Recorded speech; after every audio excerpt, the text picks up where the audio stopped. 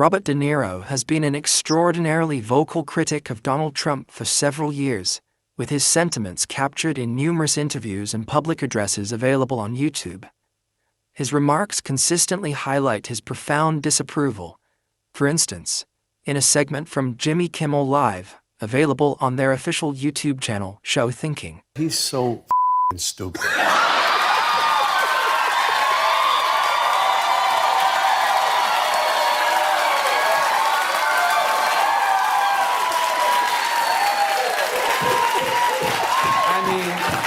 Look at the lame, inane things that he said. He's so stupid, he can't even say anything clever or smooth. He's a moron.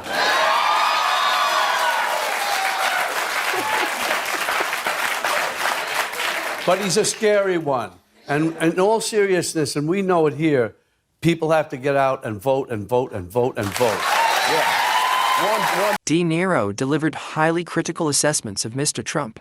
He directly stated that Trump is so stupid and remarked that he can't even say anything clever. De Niro further categorized Trump as a moron and expressed his bewilderment, stating he is totally dumbfounded and baffled that a significant portion of the country believes Trump genuinely cares about them. He described Trump as deeply insecure, a malignant narcissist, and a sociopath, concluding with a stark message: Trump is frightening and scary and dangerous, and we got to get rid of him. De Niro also voiced his disappointment in Republicans who, in his view, don't have the nerve, the balls to go after him, questioning what they would tell their descendants about their historical role. He unequivocally labeled Trump an outright criminal.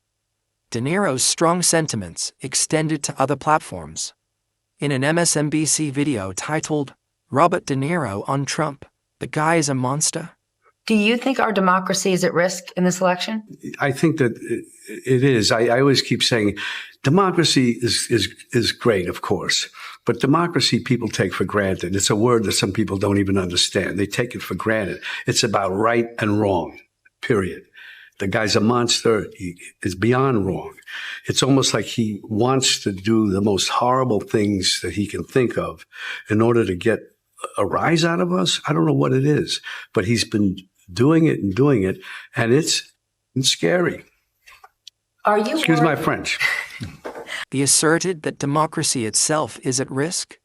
He characterized Trump as a monster who is beyond wrong and suggested Trump intentionally does horrible things to provoke reactions. Separately, during a Real Time with Bill Maher appearance, viewable on the program's YouTube channel. The guy is a total monster. And anybody, I don't understand it. I guess they get behind that kind of logic.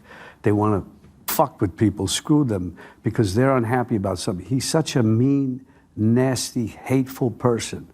I'd never play him as an actor because I can't see any good in him. Nothing at all. Nothing redeemable in him.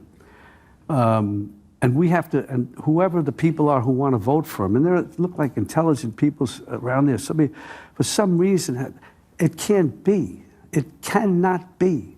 If he wins the election, you won't be on the show anymore. He'll come looking for me. There'll be things that happen that none of us can imagine. De Niro continued to call Trump a total monster and a nightmare. He questioned why anyone would vote for Trump, surmising it might be out of a desire to fuck with people. He described Trump as a mean, nasty, hateful person with nothing redeemable in him, warning of unimaginable consequences akin to a dictatorship if Trump were to win the election. Further illustrating his concerns, in an NBC News video documenting his statements outside the New York courthouse. That Donald Trump is just across the street, because he doesn't belong in my city. But around the country, people who didn't know him, as we did, started to support him. They bought into his bullshit. Trump bought their votes with outrageous lies and empty promises. Somehow, he even got self-styled patriots to support a man who called for terminating the Constitution, and on January 6th rallied an angry mob to threaten democracy, leaving death and destruction in its wake. That's why I needed to be involved and wanted to be involved in the new Biden-Harris ad, because it shows the violence of Trump and reminds us that he'll use violence against anyone who stands in the way of his megalomania and greed. And now he's promising to use our own military to attack U.S. citizens. That's the tyrant he's telling us he'll be. And believe me, he means it. When Trump ran in 2016, it was like a joke. This buffoon running for president. No, never could happen.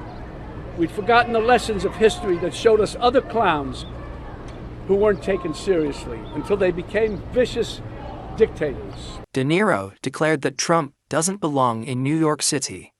He accused Trump of swaying individuals with bullshit, outrageous lies, and empty promises, and highlighted the January 6th events, stating Trump rallied an angry mob that threatened democracy, leaving death and destruction.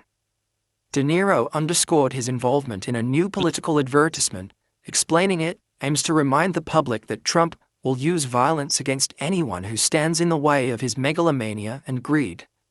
He also explicitly warned that Trump is now promising to use the U.S. military to attack U.S. citizens, and labeled him a tyrant, reflecting on Trump's 2016 campaign.